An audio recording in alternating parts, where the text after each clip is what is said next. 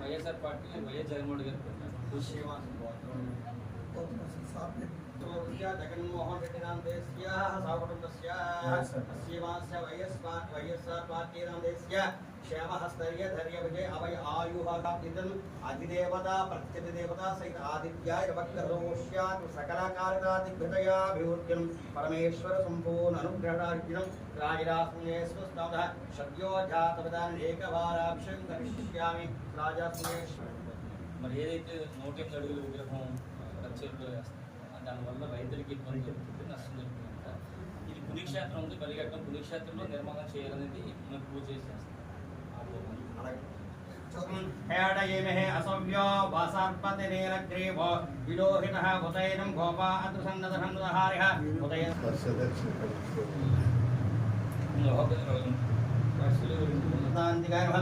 ऊर्ध्वाय मूर्ध्वङ्गाय हिरण्याय हिरण्यङ्गाय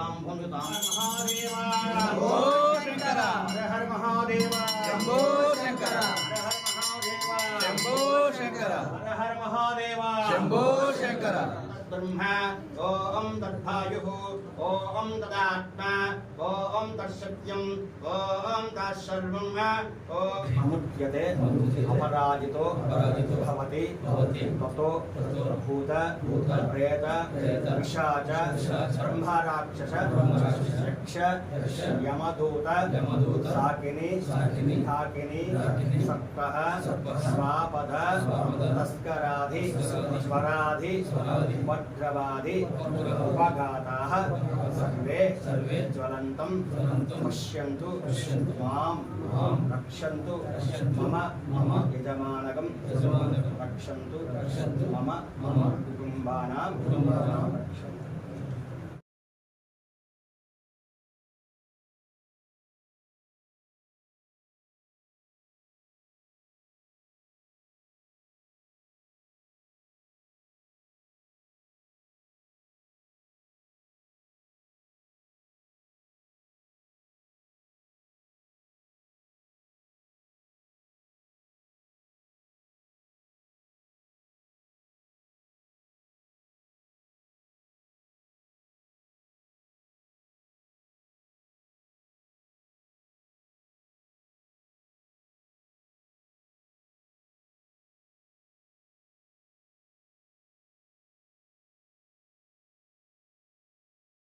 ఈరోజు బలిఘట్టం బ్రహ్మలింగేశ్వర స్వామి ఆలయంలో ఈ ప్రాంత రైతుల తరపున మేము పూజా కార్యక్రమం చేపట్టడం జరిగింది.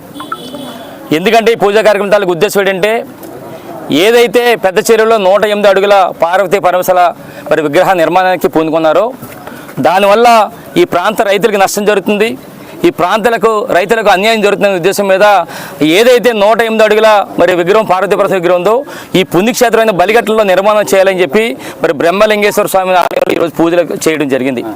అయితే మనందరికీ తెలిసి ఒకసారి బలిఘట్టం గురించి ఒకసారి మనందరికీ తెలిసినప్పుడు కూడా మరొకసారి గుర్తు చేసుకోవాలి. ఈరోజు ఆంధ్రప్రదేశ్ రాష్ట్రంలో ఎన్నో పురాతన ఆలయాలు ఉన్నాయి, అందులో మరి బలిఘట్టం బ్రహ్మలింగేశ్వర స్వామి కూడా ఆలయం ఒకటి. అయితే దీని ప్రత్యేకత కూడా ఒకటి ఉంది.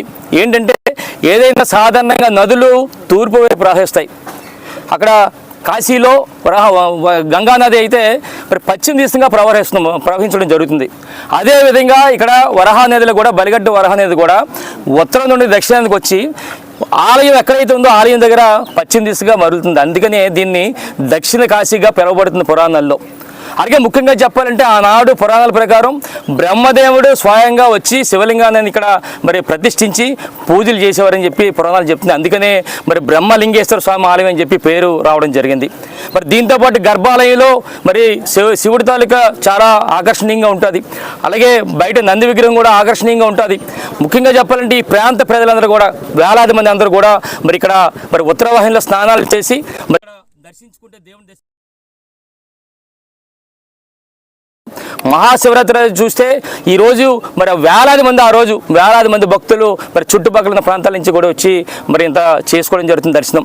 అంటే ఇంత ప్రతిష్టాత్మక కలిగిన బ్రహ్మలింగేశ్వర స్వామి. ఈ స్వామితో పాటు ఈ పక్కనే లక్ష్మీదేవి ఆలయం ఉంది, పక్కనే శనీశ్వర ఆలయం ఉంది, ఈ పక్కనే మరి అన్నవరం దేవస్థానం ఆలయం ఉంది, పాకలపాడు ఆశ్రమం ఉంది. అంటే ఇదంతా కూడా ఈ ప్రాంతం అంతా కూడా బలిఘట్టం ప్రాంతం అంతా కూడా ఆధ్యాత్మిక ప్రాంతంగా గుర్తించబడింది.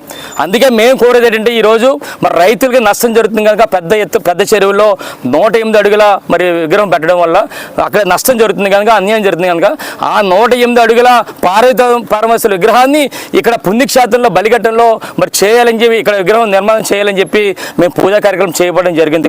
అయితే ఈ విధంగా ఈ బలిఘట్టంలో 108 అడుగుల మరి విగ్రహం పెట్టడం వల్ల ఏంటంటే ఈ ప్రాంతం అంతా కూడా పర్యాటకంగా ఎంతో అభివృద్ధి చెందడమే కాకుండా ఈ ప్రాంతం అంతా కూడా ఆర్థికంగా ముఖ్యంగా చిరు వ్యాపారస్తులందరూ కూడా ఎంతో బలపడతారని చెప్పి ఈ సందర్భంగా తెలియపరుస్తూ మరి అందుకనే మేము అందరం కూడా కోరేది ఏంటంటే రైతులకు అన్యాయం జరుగుతుంది, రైతులకు అన్యాయం జరగకుండా 108 అడుగుల విగ్రహాన్ని మరి పెద్ద చెరువులు పెడుతున్న విగ్రహాన్ని బలిఘట్టమైన పుణ్యక్షేత్రంలో ఏదైతే సృష్టి క్షేత్రం అంటున్నారో ఆ సృష్టి క్షేత్రాన్ని ఈ పుణ్యక్షేత్రంలో పెట్టాలని చెప్పి ఈ సందర్భంగా తెలియపరుస్తూ ఓం నమః శివాయ, ఓం నమః శివాయ, ఓం నమః శివాయ.